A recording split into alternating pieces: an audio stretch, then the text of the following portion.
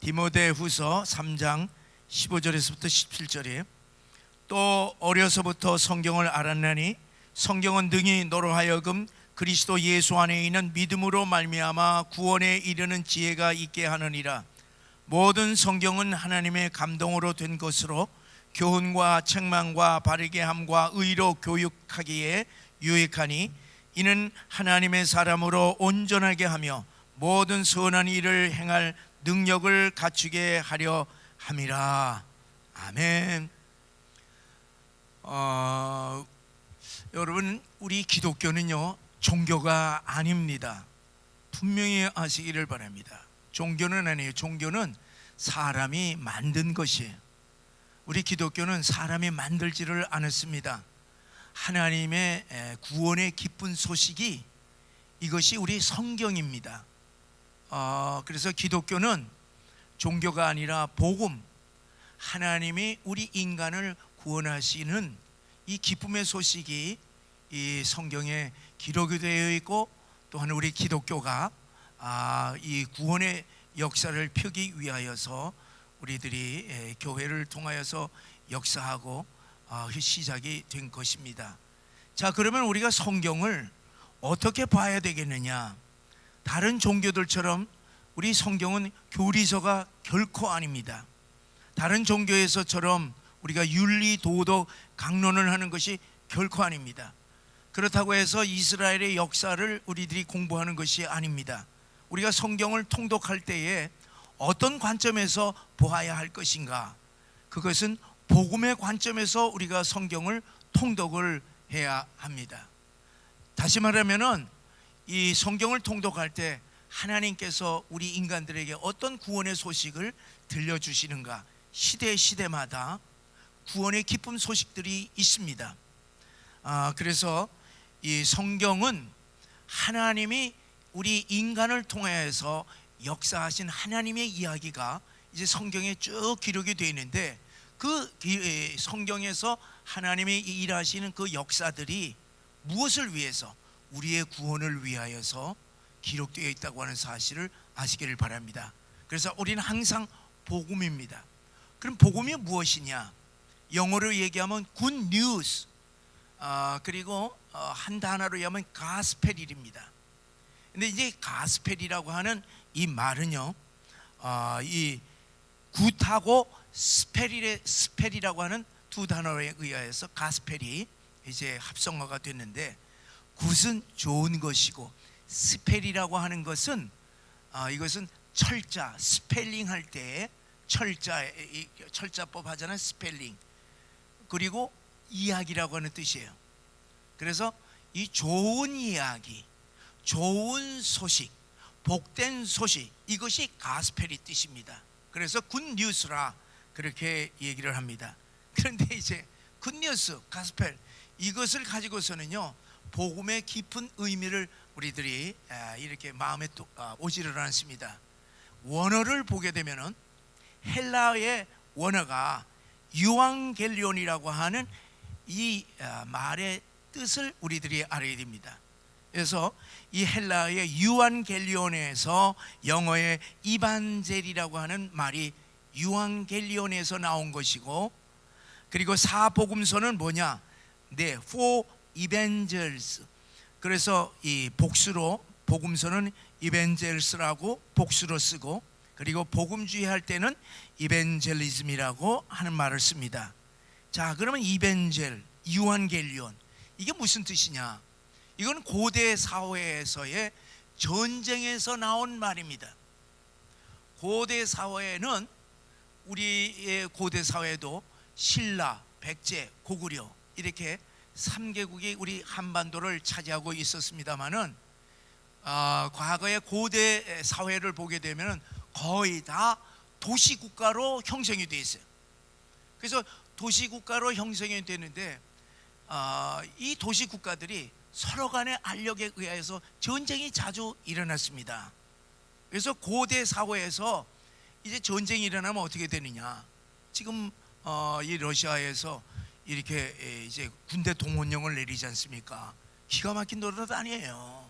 동원령을 내리면 어떻게 해? 전쟁터에 나가야 되지 않습니까? 전쟁터에 남자들 다 나가는 거 아니에요? 이 나이가 일정한 몇 살부터 몇 살까지 다 나가는데 이 사람들이 나가서 살아온다는 보장이 있습니까? 없잖아요. 그래 기가 막히잖아요. 그 동원 얘기를 내리니까 막 그냥 도망가고 막 그러지 않습니까? 과거에 도시 국가를 형성하고 있었을 때 전쟁이 일어나게 되면은 모든 남성들은 전부 다 전쟁에 차출돼요. 그래서 아들이 차출되거나 남편이 차출되거나 또한 아버지가 이제 전쟁터에 나가요. 전쟁터에 나가면 성 안에는 누가 있느냐? 성 안에 여성들이 있죠. 아이들이 있죠. 그 다음에 병약자들이 있지 않습니까? 이들이 간절히 고대하는 것은 무엇이에요? 나가서 전쟁하러 나간 자기 남편이나 아버지나 아들이 살아서 돌아오는 거예요. 살아서 돌아오기 위해서는 전쟁이 승리를 해야 되는 것입니다.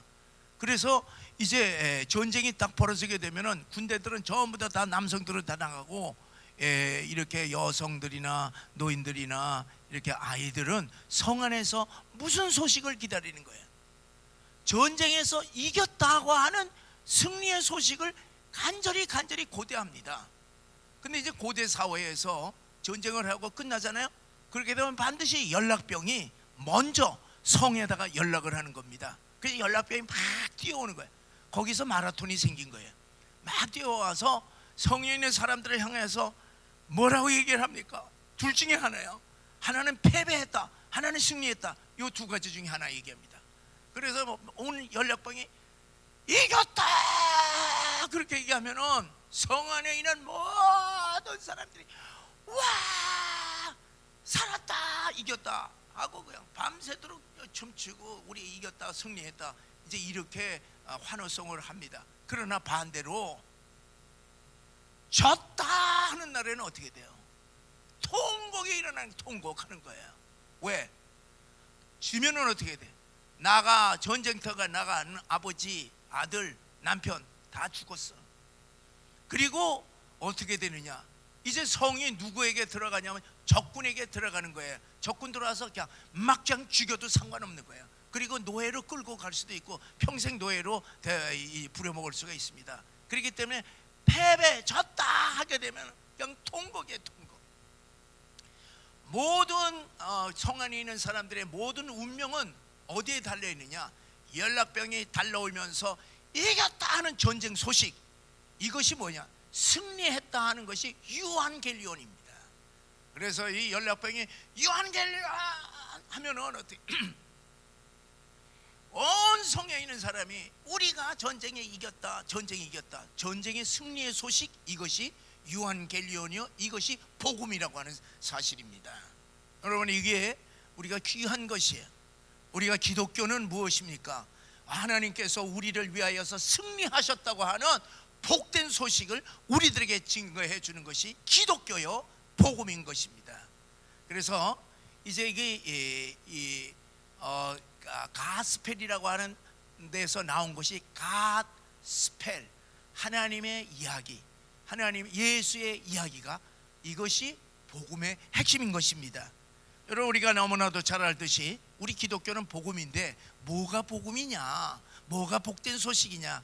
예수님의 탄생, 예수님의 삶, 예수님의 고난당하심, 예수님의 십자가, 예수님의 부활, 예수님의 승천, 예수님의 재림, 이러한 모든 것들이 우리들에게는 구원의 기쁜 소식이 됩니다. 복음이 되는 것이에요.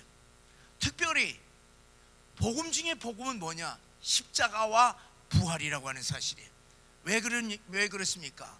다른 종교들도 그들의 이 종교적인 창시자들의 생일이 있을 것 아니겠습니까? 그들의 삶이 있을 것 아니겠어요? 그들의 우리들에게 이 인류에게 이렇게 교훈한 것들이 있잖아요. 그런데 그들에게 없는 것이 있으니 그것은 뭐냐? 십자가와 부활이라고 하는 사실이에요. 이것이 복음의 핵심입니다. 십자가와 부활이라고 하는 것은 능력이에요. 무슨 능력이냐? 죄의 권세와 사망의 권세를 갖다가서 승리한 승리의 소식이 십자가의 복음 그리고 부활의 복음이 되는 것입니다. 그래서 이제 예수님께서 우리의 인생의 모든 문제를 다 해결해 주셨는데 어디에서 해결해 주셨느냐? 십자가에서 해결해 주시고 그리고 우리를 새로운 생명으로 이렇게 다시 태어나게 하신 것이, 그것이 부활의 복음이라고 하는 사실입니다. 그래서 로마서 1장 16절의 말씀을 우리 함께 읽어보시겠습니다. 시작. 이 복음은 모든 믿는 자에게 구원을 주시는 하나님의 능력이 됨이라. 복음은요, 이것이 능력이라고 하는 사실입니다. 복음은요, 승리를 하는 거예요. 승리를 의미합니다. 승리의 능력으로 가득한 것이에요. 그래서 우리가 예수 그리스도 안으로 들어가게 되면은, 예수 그리스도 안으로 들어가게 되면 누구든지 어떤 역사가 일어났냐? 승리의 역사가 일어나는 거예요. 예수 안에 있으면은 우리는 적들로부터 보호함을 받을 뿐만 아니라 주님께서 우리의 적들을 전부 다 이렇게 물리쳐서 우리는 승리할 수밖에 없으니까 복음이라고 하는 사실입니다. 그래서 여러분, 우리가 복음을 이 복음의 이 기독교는 우리가 늘 승리의 능력을 늘 경험해야 될 것이에요. 우리가 예수를 믿으면서도 패배의식에 사로잡혀 있다. 심각한 것이에요. 이거 뭐든지 안 된다. 그리고 그냥 우울하고 패배의식에 사로잡혀 있으면 뭡니까? 복음의 삶을 살지 못한다는 얘기입니다. 복음을 모르는 사람인 것이, 복음의 능력을 경험하지 못한 것입니다. 그래서 복음을 깨닫고 복음을 믿는 사람, 예수 믿는 사람들은 어떤 삶을 살 수가 있느냐? 능력 있는 삶을 사는 것이, 승리의 삶을 우리들이 살게 되는 것이에요. 자, 그러면 이 복음이 어디에 있는가? 구체적으로 예수님의 삶 전체가 기록되어 있는 사복음서에 기록이 되어 있습니다. 그 구약은 뭐냐? 복음서의 그림자인 것이에요. 구약의 전체의 내용은 누구에 대해서 이렇게 기록이 되어 있느냐 하면은 오실 메시아, 오실 예수님에 대하여서 구약에서 미리 다 예언해 놓았습니다.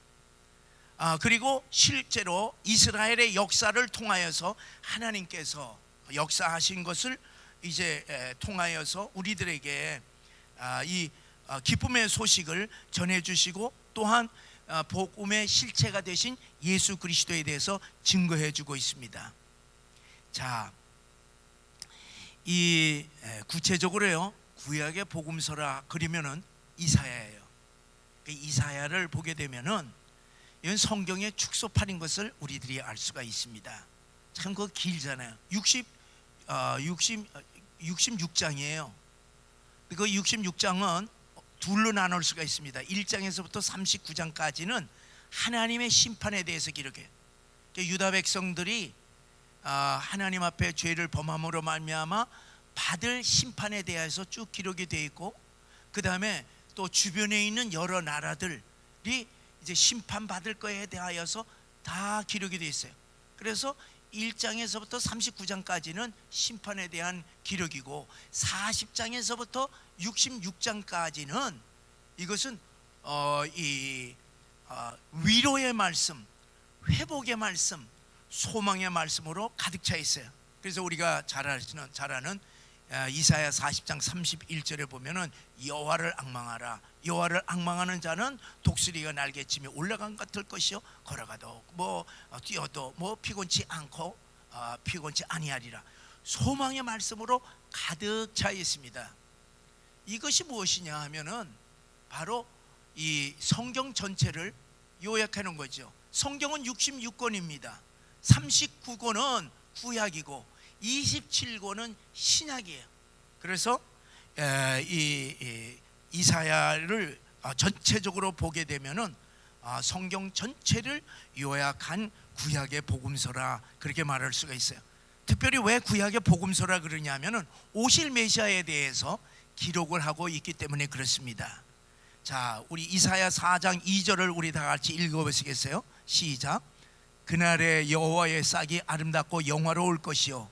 그래, 그날은 뭐냐면은 이 주님의 오시는 날이죠.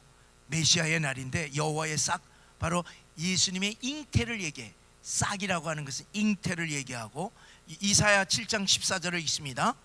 보라, 처녀가 잉태하여 아들을 낳을 것이요 그의 이름을 임마누엘이라 하리라.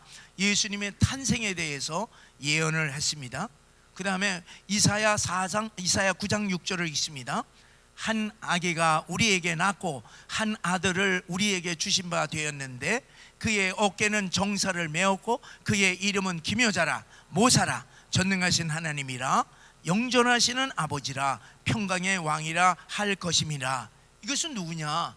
처녀의 몸에서 날 그 분이 영원하신 하나님이시라고 하는 것이 메시아라고 하는 사실을 여기서 보다 더 구체적으로 밝혀주고 있습니다. 이사야 53장 4절 6절을 읽습니다. 시작.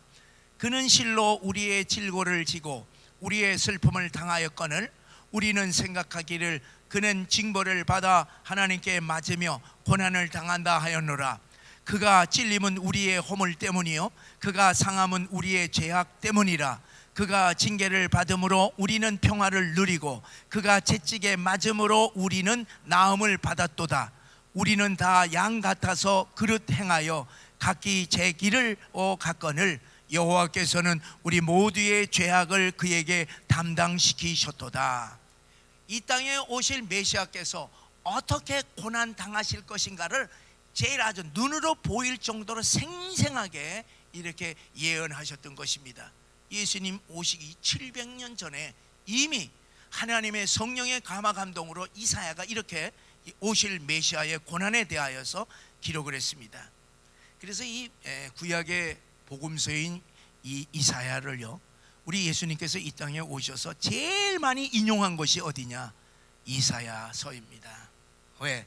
구약의 구체적인 메시아를 대하여서 기록하였기 때문에 그렇습니다. 여러분, 오늘 우리들이 읽은 이 디모데후서 3장 15절에서부터 17절의 말씀은 이 성경이 어떠한 책이냐, 성경이 왜 복음인 것이냐 하는 것을 셋으로 나누어서 이렇게 기록을 했어요. 잘 요약해 준 말씀입니다. 성경은 어떤 책이냐? 구원에 이르는 책이에요. 구원에 이르게 하는 지혜를 얻게 하는 책이라. 구원에 이르게 하는 책이다. 두 번째는 하나님의 감동으로 기록된 책이다. 세 번째는 하나님의 사람으로 온전케 해주는 책이다. 이것이 성경이라고 하는 사실입니다. 우리 구원에 이르는 지혜를 얻게 하는 책이라고 기록된 15절의 말씀을 읽어보시겠습니다. 시작. 성경은 능히 너로 하여금 그리스도 예수 안에 있는 믿음으로 말미암아 구원에 이르는 지혜가 있게 하느니라. 여러분, 뭐 이 세상에 이 성경 하나만 있습니까? 이 세상에 책이 얼마나 많아요.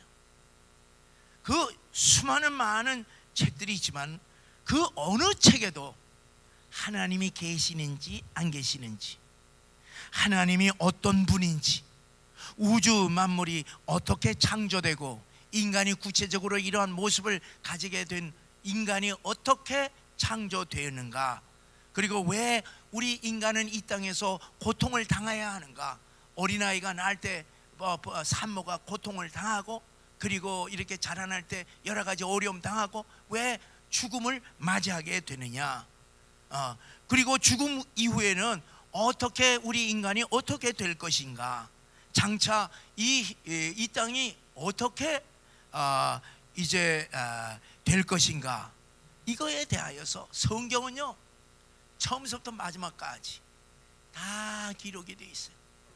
이 세상에서 어떤 책도 성경처럼 하나님에 대해서, 우리 인간에 대해서, 사탄에 대해서, 보이지 않는 세계에 대해서, 그리고 인생이 어디로서 나서 어디로 가다가 무엇을 어디로 가는지, 그리고 이 죽은 다음에 어디로 가는지, 이것을 기록해낸 책은 성경 하나뿐이 없다고 하는 사실을 여러분들 분명히 아시고 우리가 성경을 통독해야 할 것입니다. 자, 특별히 이 성경은요 우리 인간에게 구원의 길을 걷게 하시는 겁니다. 영생의 길을 제시하는 책은 성경밖에 없습니다. 우리가 육신의 질병이라든가 마음의 아픔이라든가 이런 것들은 책이 많죠. 그런데 영혼의 질병을 치유하는 책은 없습니다. 이렇게 자세하게 기록된 책은 성경뿐입니다. 성경은 인생이 어디서 와서 무엇 때문에 살며 어디로 가는지 아주 명확하게 가르쳐 줍니다. 그래서 이제 두 가지 지혜인데요. 하나는 두 가지 지혜를, 이 성경은 두 가지 지혜를 줍니다. 하나는 세상을 잘 살아가게 하는 지혜를 주는 거예요. 여러분 잠언을 보세요. 과거에 솔로몬 시대에 지금으로부터 약 3,000년 전, 3,000년 전에 기록한 이 잠언, 그때하고 지금하고 그 성경이 이건 낡아서 못 쓰겠네, 그게 아니에요. 똑같아요. 지금도 잠언에 있는 모든 말은요, 우리를 지혜롭게 하는 것이에요. 그래서 그대로 하면 우리가 지혜롭게 살게 되어 있습니다. 우리 인생이 어떻게 하면 지혜의 길을 살 수가 있고 행복한 길을 걸을 수가 있는가, 성경에 있는 거예요.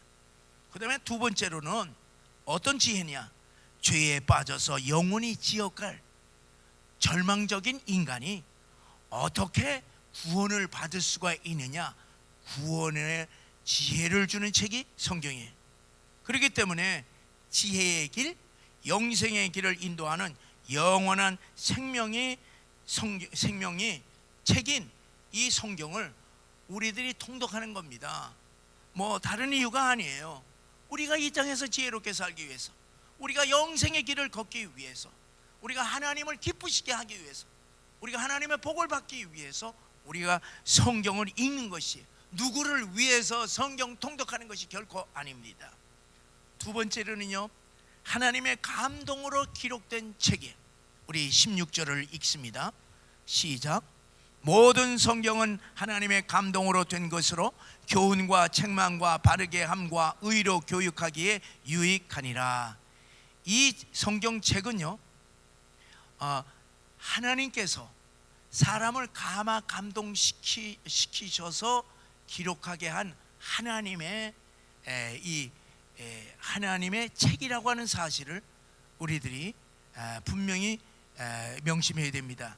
세 가지 면에 있어서 하나님이 기록한 것을 우리들이 믿어야 해요. 사람이 기록한 것이 아닙니다. 하나님의 성령의 감동으로 하나님께서 기록하신 것이라는 것을 세 가지 면에서 우리가 설명할 수가 있어요. 첫째는 통일성이라고 하는 것이, 우리가 잘 알듯이 성경은 저자가 40명입니다. 근데 이들의 직업을 보세요. 왕이고 선지자고 제사장이고 목자고 농부고 시인이고 학자고 군인이고 의사고 어부고 세리, 모든 각계각층, 많이 배운 사람, 직계받은 사람, 뭐 높은 사람, 낮은 사람 다 망라해서 하나님의 이 성경을 기록한 것이에요. 그럼 기록한 몇 년 동안 기록했는가? 뭐 우리가 기껏해야 우리가 인생에서 50년, 60년, 70년 동안 책을 기록한 사람들을 보게 되는데, 이 책은 얼마나 걸렸는가? 1600년 동안 걸쳐서 이 성경이 만들어졌습니다. 그래서 BC 1500년 모세, BC 1500년의 시대 사람이 모세예요. 그 다음에 AD 100년이 이제 예수님의 제자들이 이제 다 이제 예수님의 제자들에 의하여서 기록된 신약 성경이 AD 100년경에 다 끝났습니다. 그렇기 때문에 전체 성경에 기록된 횟수를, 이 시간을 보면 1600년 동안 어떠한 책을 몇 권의 책이냐? 66권의 책이에요. 그런데 이 66권의 책이 마치 한 사람이 기록한 것처럼 한 이야기를 하고 있습니다. 어떤 이야기냐? 우리 인간을 구원하신다는 하나님의 계획과 하나님의 말씀이 기록이 된 것이, 이것은 뭐 어떤 사람은 들쑥날쑥 이런 것이 아니에요. 다 하나님이 우리 인간을 사랑하사 구원해 주시기 위하여서 선지자들 통해서, 이 성경의 기록자 통해서 성령의 감동으로 하나님의 성령의 힘으로 기록된 것입니다. 한 이야기 책이에요. 구원의 책이라고 하는 사실입니다. 여러분, 이와 같은 책이 어디 있어요? 성경은 어떠한 인간도 이렇게 꾸며낼 수 없는 말들로 기록이 되어 있어요.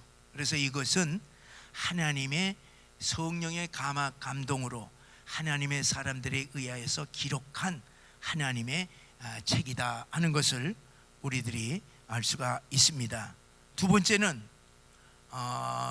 그거도 있지만 두 번째는 예언의 성취성이에요. 구약에서 이미 예수님에 대해서 예언을 다 했습니다.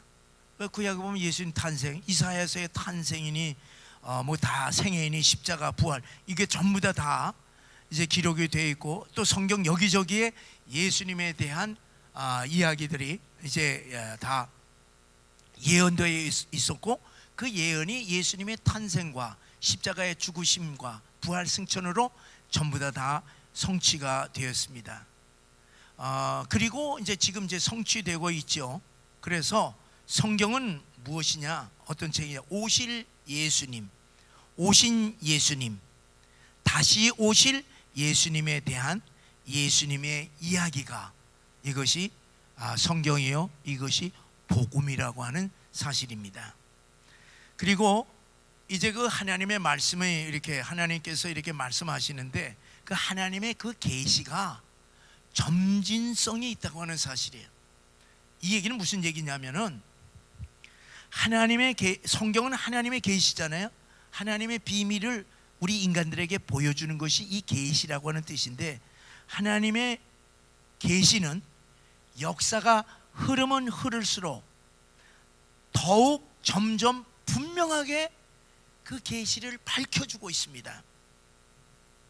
자, 우리가 예수님에 관한 예언을 보게 되면은 성경에서 창세기 3장 15절에 보면은 원시 복음이 기록이 되어 있어요. 여자의 후손에 대해서 기록이 되어 있는데 함께 읽습니다. 시작. 내가 너로 여자와 원수가 되게 하고 내 후손도 여자의 후손과 원수가 되게 하리니 여자의 후손은 내 머리를 상하게 할 것이요 너는 그의 발꿈치를 상하게 할 것이니라. 자, 이것은 최초의 오실 메시아에 대하여서 처음 기록한 이 예언입니다. 그래서 여자의 후손이 와서 우리를 구원해 주신다 하는 말씀입니다. 그런데 이제 역사가 지나서 아브라함에게 어떻게 하나님께서 계시해 주셨냐 하면은 이삭이 낳을 후손, 이삭이 낳을 씨에 대하여서 계시를 해줬는데, 창세기 17장 21절의 말씀을 읽습니다. 시작. 내 언약은 내가 내년 이 시기에 사라가 내게 낳을 이삭과 세우리라. 그래서 아브라함의 언약은요, 누구를 통하여서 세워지느냐? 장차 1년 후에 낳을 이삭이야. 이스마엘이 아닙니다.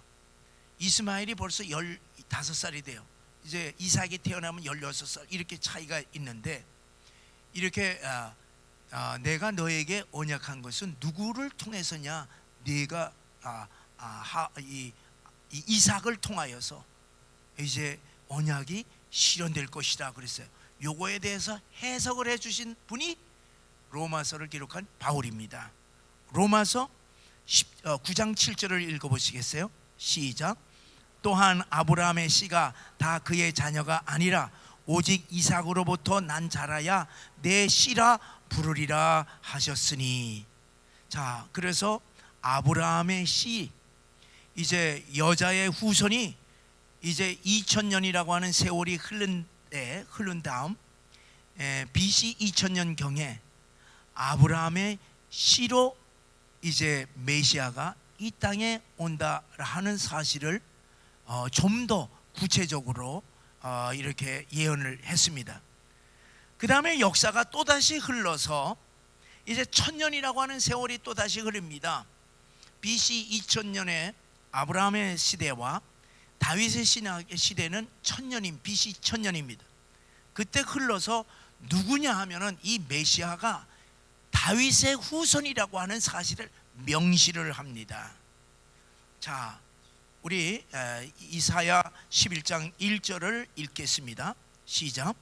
이새의 줄기에서 한 싹이 나며 그 뿌리에서 한 가지가 나서 결실할 것이요. 그랬어요. 그러니까 이제 이 하나님께서 다윗의 언약이거든요. 다윗의 불이 결코 꺼지지 아니하리라 하나님께서 다 이미 예언자들을 통해서 다 말해줬는데, 그 다윗의 언약을 구체적으로 이 이사야에게 와서 이새의 줄기에서 한 싹이 난다는 얘기입니다. 그분이 뭐냐면 메시아란 얘기예요. 그리고 이사야 7장 4절에 보면은 이사야가 예언하기를 처녀에게서 나실 분이라고 예언을 하고, 보다 더 구체적으로 미가 선지자를 통하여서 예루살렘에서 메시아가 나오신다, 그렇게 예언하고 있습니다. 미가서 5장 2절을 읽어보시겠어요? 시작. 베들레헴 에브라다야, 너는 유다 족속 중에 작을지라도 이스라엘을 다스릴 자가 내게서 내게로 나올 것이라. 그의 근본은 상고에 영원에 있느니라. 여러분, 기가 막히잖아요.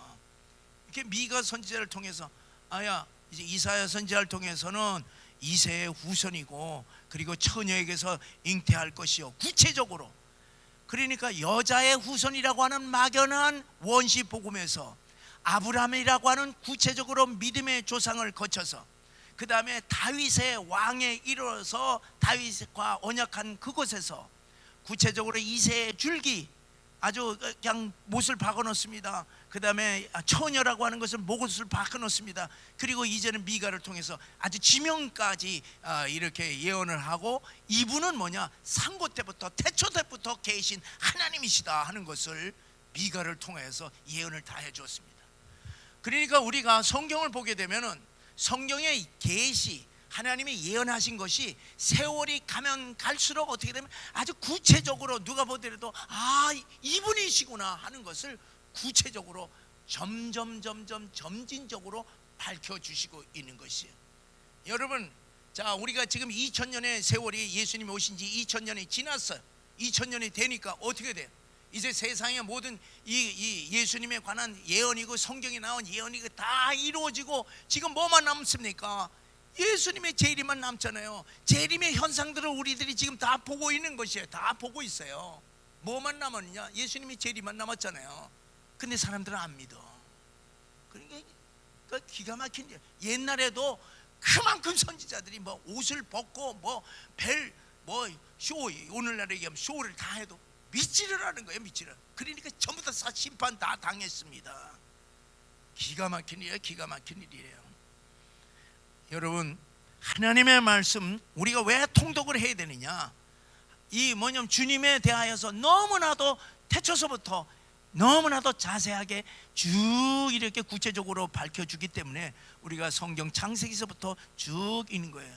여러분, 요한복음 1장 1절에서부터 18절 외우시기 바랍니다. 제가 설교 때 이제 설명해 드리겠지만은, 성경은요, 이게 너무 고귀한 거야. 이거 우리는 그냥 성경 그냥 이렇게 보고 그냥 갖다 놓고 그러지만요, 이 북한 사람들은 이게 생명이야. 생명. 생명이야. 이거 구하느라고 이것 때문에 자기 생명하고 바꿔요. 왜 그렇습니까? 여기에 영생의 도가 있기 때문에 그렇습니다. 자, 복음은 뭐냐? 복음의 실체는 무엇이냐면 예수 그리스도이십니다. 예수님의 일대기가 전부 다 복음이지만은 거기에 핵심되는 것이 십자가와 부활이지만은 그 모든 것의 핵심은 뭐냐? 예수님이세요. 그래서 우리는 성경을 볼 때 무엇을 봐야 되느냐? 이 성경이 예수님 오실, 우리가 이 구약이면은 오실 메시아하고 어떤 관계가 있느냐? 그리고 뭐냐면 신약을 읽게 되면 예수님께서 말씀하시고 앞으로 오실 이 재림하실 예수님이 어떤 관계가 있느냐? 오늘날 우리들에게 주님이 어떤 역사를 하고 있는가, 이런 것들을 우리들이 생각하면서 이 성경을 통독해야 됩니다. 여러분, 우리가 읽는 하나님의 말씀은요, 어떤 말씀이냐 하면은 히브리서 4장 12절에 기록이 되어 있어요. 다 같이 읽습니다. 시작. 하나님의 말씀은 살아있고 활력이 있어 좌우의 날선 어떤 검보다도 예리하여 혼과 영과 및 관절과 골수를 찔러 쪼개기까지 하며 또 마음의 생각과 뜻을 판단하나니. 우리가 성경을 읽을 때 하나님의 말씀에는 이렇게 살아서 역사하시는 이런 능력이 있는데, 그것이 우리의 영과 혼, 정신과 우리의 육신을 쪼개고 이렇게 그냥 이 쪼개고 찌르고 수술해 버린다고 하는 사실을 아시고 그와 같은 경험을 하시기를 주의 이름으로 간절히 축원합니다. 하나님의 말씀할 때는요, 세 가지로 나눠야 돼요. 하나님 말씀하잖아요. 첫째는 뭐겠어요? 기록된 하나님의 말씀이, 이게 바로 성경이죠. 우리들에게 이것을 글로 기록을 해서 우리들이 언제나 하나님을 대할 수가 있습니다. 그 다음에 하나님의 말씀은 뭐겠어요? 선포되는 하나님의 말씀이에요. 그래서 이 구약시대는 선지자들을 통하여서 하나님의 말씀이 저들의 백성들에게 전달됐어요. 오늘날에는 목사들을 통하여서 강대상에서 뭐냐면 선포가 되는 것입니다. 그래서 하나님의 말씀에 입각해서 선포되는 모든 것들이 이것이 하나님의 말씀인 것이에요. 이거를 그렇기 때문에 우리가 설교를 들어야 된다, 안 들어야 된다. 설교가 빠지면 하나님의 양식을 공급받지 못하는 것이에요. 그래서 이제 선포되는 하나님의 말씀, 자, 그 다음에 세 번째는 성육신 하신 말씀이에요. 자, 우리가 성육신 하신 말씀이 누구냐? 예수 그리스도시죠. 하나님이 인간의 몸을 띠고 이 땅에 오신 것, 그것이 말씀이신 예수 그리스도. 그것이 요한복음 1장 1절에 있습니다. 우리 다 같이 읽겠습니다. 시작. 태초에 말씀이 계시니라. 이 말씀이 하나님과 함께 계셨으니 이 말씀은 곧 하나님이시라. 그래서 그렇잖아요. 성육신 하신 말씀이에요. 말씀이 인간의 몸으로 입고 온 예수 그리스도, 그분이 말씀이라고 하는 것이, 그 말씀이 곧 하나님이시라는. 여러분이 이 말씀을요, 우리가 하나님처럼 대해봐. 벌벌벌벌 떨고 어기면 벌벌벌 떨어봐. 하나님이 놀라운 역사를 일으켜 주십니다. 이것을 하나님의 말씀으로 믿을 때에 이렇게 살아있고 활력이 있는 놀라운 능력의 역사들이 나타나는 것입니다. 자, 성육신 하신 말씀 예수 그리스도이신데, 그분에 대하여서 요한복음 14장 6절에 말씀합니다. 우리 다 같이 읽겠어요. 시작. 예수께서 이르시되 내가 곧 길이요 진리요 생명이니 나로 맘지 않고는 아버지께로 올 자가 없느니라. 여러분, 예수님이 진리예요. 예수님이 생명입니다. 예수님이 우리의 길인 것이에요. 그래서 예수님을 통하지 아니하고서는 하나님 아버지로 갈 수가 없어요. 뭐 오늘날 종교다운지 얼마나 그럴듯해요. 천만의 말씀요. 아니, 어느 종교에서 이렇게 성경처럼 인류 역사뿐만 아니라 우리 하나님의 신령한 세계뿐만 아니라 오늘날 우리들의 모든 이 생각 안에 죄악들, 이런 모든 이 세상 돌아가는 거 다 어떻게 기록된 책이 우리 기독교 말고 어디에 있습니까? 택도 없는 얘기예요. 여러분, 그냥 다원주의라고 하는 거기에 말에 해커닥 넘어갔고, 그렇지, 뭐 이런 종교 저런 종교 다 나름대로의 구원이, 천만의 말씀, 무슨 구원이 있어요? 무슨 구원이 있어요 거기에? 그래서 여러분, 분명히 우리가 신앙생활 하면서 자부심을 가지고 우리들이 신앙생활을 해야 할 것입니다. 자, 우리 요한복음 3장 39절의 말씀을 읽어보시겠어요? 시작. 너희가 성경에서 영생을 얻는 줄 생각하고 성경을 연구하거니와 이 성경은 곧 내게 대하여 증거하는 것이니라. 그래서 성육신하신 말씀, 곧 예수님, 모든 성경은 누구에 대해서 기록했냐? 예수님에 대해서 기록했다고 하는 사실입니다. 그래서 우리가 예수를 믿는 사람들은 이 성경을 떠날 수가 없어요. 성경을 밑받침을 해야 됩니다. 그 다음에 우리 사도행전 4장 12절에 있습니다. 시작. 다른 이로서는 구원을 받을 수 없나니 천하 사람 중에 구원을 받을 만한 다른 이름을 우리에게 주신 일이 없음이라 하였더라. 할렐루야. 여러분, 하나님은 왜 성경을 우리들에게 주셨습니까? 이 성경은요, 우리가 이 표현하기 다른 말로 하면요, 뭘로 설명할 수가 있느냐? 인생 사용 설명서라. 이게 될지 모르겠네. 자, 우리가 전자제품을 사면 거기에 뭐가 따로 있어요? 반드시 설명서가 따로 있는 거예요. 이 설명서를 모르면은 이 기계가 고장나도 어디서 고장난지 모르는 거야. 예? 그러니까 설명서를 알면 기능에 대해서 다 잘 알 수가 있어요. 아, 이런 기능이 있고. 저는요, 이 핸드폰을 이렇게 새 걸 해뒀는데 난 내가 가는 것만 알아. 그리고 알고 싶지도 않아. 그래서 내가 그리고 이 설명서를 읽어야 돼. 그게 읽기 싫은 거야. 아, 그래서 난 늙었구나. 이런 건 이제 내가 알게 되는. 젊은 사람도 뭐야? 기능을 다 알잖아요. 그러니까 이 핸드폰이 얼마나 유용해. 그냥 뭐 여기서 다 하는 거야. 우리는 이게 가지를 못해. 그리고 이거 난 필요도 없어. 그러니까 무슨냐? 설명서를 읽지를 않으니까 좋은 기능도 뭐냐면 사용할 줄 모르는 거예요. 왜 고장이 어디서 나고 고장나면 어디를 하고 기능이 뭐가 있고 뭐 이런 걸 쭉 읽어야 돼. 여러분, 이 성경을 왜 우리들이 읽어야 됩니까? 이것은 다른 것이 아니라 인생 사용 설명서입니다. 하나님께서 우리를 창조해 주셨는데, 창조하신 하나님께서 너희들은 이 땅에서 이렇게 살아라, 그렇게 설명을 해 주셨어요. 어떤 존재였는지, 어떤 기능을 가지고 우리에게 능력을 주셨는지, 왜 이렇게 고생하고 좌절하고 문제가 왜 생기는지 그 성경에 다 설명을 해놨습니다. 우리는 구원이 필요한 존재인 것을 우리에게 말씀해 주셨어요. 그러니까 뭐야? 그러니까 예배를 통하여서 너희들 뭐냐면 죄인들은 예배를 통해서 죄 사함을 얻으라는 얘기예요. 옛날에 제사를 드렸을 때 죄인들이 와서 제사 드리면 그 죄 끝이 씻잖아요. 우리가 왜 예배를 왜 드리는 얘기예요? 예배를 통해서 우리가 죄 사함에 대해서 다 기록을 한 거예요. 그리고 하나님의 복 주신 거 다 기록을 다 해놨어요. 근데 우리가 이 성경을 읽지 아니하면은 뭐예요? 저처럼 이렇게 뭐 나는 요것만 알고 나는 주일날만 왔다 갔다 하고 이것만 알아서 이 안에 있는 그 놀라운 보국, 이거를 뭐냐면 알 수가 없지 않습니까? 사랑하는 성도 여러분, 하나님의 축복은 얼마나 위대한지 이 중에 한 성경 구절 하나만 가지더라도 구원의 역사가 임한다고 하는 사실을 우리들이 아시고 통독을 하십시다.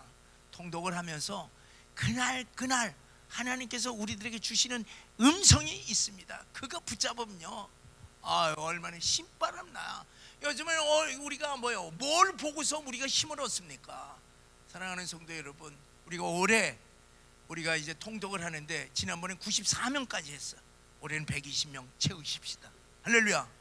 그래서 우리 이제 통독 부장님, 우리 박경식 집사님, 안주희 집사님을 통독 부장 차장으로 세웠어요. 이분들을 위해서 우리 박수 한번 쳐요. 그래서 이제 이 두 분은 뭐냐? 120명 만들어내는 거예요. 그리고 이 두 분이 이제 제가 매일 얘기해요. 빨리 성경 읽어요. 빨리. 이렇게 해도 기분 나쁘게 생각하지 마십시다. 사랑하는 여러분, 우리가 예수 그리스도의 관점에서 성경을 읽게 되면 우리들에게 구원의 기쁨이 늘 넘친다는 사실을 아시고 올해 통독을 다 해 주시기를 주의 이름으로 간절히 축원합니다.